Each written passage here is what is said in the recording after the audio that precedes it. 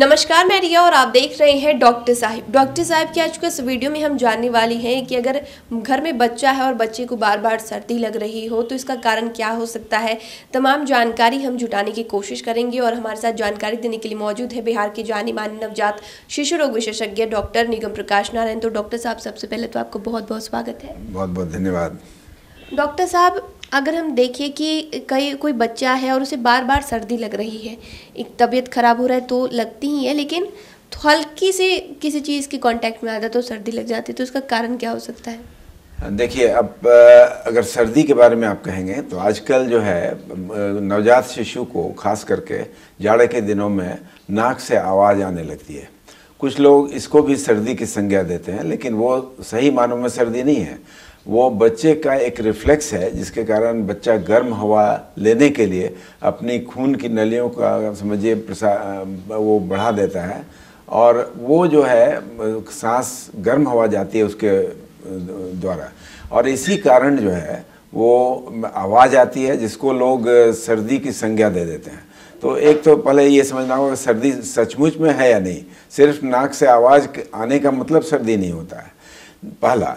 दूसरा है कि सर्दी अगर सचमुच में हो रही है और बार बार हो रही है तो ये समझना होगा कि घर में या तो ओवर क्राउडिंग है और लोगों को सर्दी वाले लोग जो है उसको पुचकारते हैं, उसके बगल में अपना मुंह ले जाते हैं और उसको प्यार करते हैं, तो उसके कारण भी सर्दी का हो जाना स्वाभाविक है। तो हमारी हिदायत यही होगी कि सर्दी के दिनों में जिस परिवार में जो भी व्यक्ति संक्रमित है सर्दी से, वो बच्चे के रूम में भी न जाए, नंबर 1। और दूसरा, माँ भी हाथ धोकर बराबर जो है बच्चे का लालन पालन करें और देखें, इसलिए कि हाथ से भी, फोमाइट से भी वो सर्दी फैल सकती है और नाक से तो फैलती ही है। इसीलिए जो सर्दी से संक्रमित हैं, या तो माँ, अगर माँ भी संक्रमित हैं तो माँ उसको एक ओढ़नी या साड़ी को नाक के पास रख करके दूध पिलाएं तो कोई हर्जा नहीं होगा। इसलिए कि लोग समझते हैं कि सर्दी के वक्त में बच्चा सर्दी सोख लेता है माँ के दूध के द्वारा, जो कि बिल्कुल विपरीतार्थक शब्द है। चूँकि सर्दी के वक्त में माँ को उसकी प्रतिरोधक शक्ति जो है उसके दूध में आ जाती है, इसलिए उस वक्त माँ का दूध और भी अमूल्य होता है और बच्चे को उस दूध को पीने में कोई हर्ज नहीं है। बच्चे को सर्दी उसके दूध से नहीं जाती है बल्कि उसके नाक से जाती है, इसलिए माँ उस वक्त ज़रूर दूध पिलाएं। ऑफ कोर्स माँ नाक और मुंह पर कोई कपड़ा ज़रूर डाल के उस वक्त दूध पिलाएं तो सर्दी बार बार नहीं होगी। लेकिन याद रहे कि थोड़ा आवाज़ होना सर्दी का द्योतक नहीं है। थोड़ा आवाज़ नाक का होना ज़रूरी है कभी कभी, लेकिन अगर बहुत ज़्यादा है और बच्चे को पीने में तकलीफ़ हो रही हो इस तथाकथित सर्दी से, तो नाक में ड्रॉप डालने में कोई आपत्ति नहीं होनी चाहिए।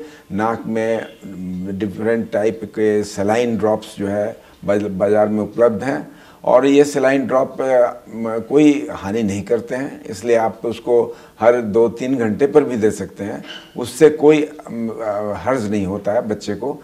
और बच्चे का नाक खुल जाता है। बच्चे के नाक को अच्छी तरह से पोंछ दिया जाए डालने के बाद तो वो नाक फिर से नॉर्मल सांस लेने लगता है और सर्दी का एहसास जो है वो कम हो जाता है। डॉक्टर साहब, अगर बच्चे को बार बार सर्दी हो रहा है तो इसे इम्यून सिस्टम से भी देखा जा सकता है जोड़ के कि इम्यूनिटी कमज़ोर है तो इसलिए बार बार बीमार पड़ रहा है, बार बार सर्दी हो रही है? देखिए, ऐसा है कि सर्दी अगर हो रही है तो इसका मतलब है कि कहीं से वायरस उसके इर्द गिर्द आ रहा है, पहला तो ये समझना होगा। और जहाँ तक संबंध है उसकी इम्यूनिटी का, अगर बच्चा बढ़िया से अगर स्तनपान कर रहा होगा तो उसकी इम्यूनिटी ख़राब होने का कोई प्रश्न ही नहीं होता है। इसलिए इम्यूनिटी को तुरंत दोष देना हम समझते हैं कि सही नहीं है, बल्कि आप संक्रमित व्यक्तियों से उसको अलग रखें तो सर्दी बार बार नहीं होगी। तो शुक्रिया डॉक्टर साहब, जो आपने बताया कि बच्चे को बार बार सर्दी हो रही है तो इसका कारण क्या हो सकता है, उसके लिए बहुत बहुत धन्यवाद। धन्यवाद। तो आप डॉक्टर निगम प्रकाश नारायण को सुन रहे थे, जिन्होंने हमारे साथ साझा किया है कि अगर किसी बच्चे को बार बार सर्दी हो रहा है तो कारण क्या हो सकता है, उसे कैसे निपटा जा सकता है। तमाम जानकारी आपको कैसे लगी हमें कमेंट कर ज़रूर बताएं। चैनल को सब्सक्राइब कर ले, फेसबुक पेज को लाइक कर ले। साथ ही डॉक्टर साहब से आपके क्या सवाल है हमें कॉमेंट कर या मेल के माध्यम से भेज सकते हैं। वीडियो देखने के लिए आपका शुक्रिया।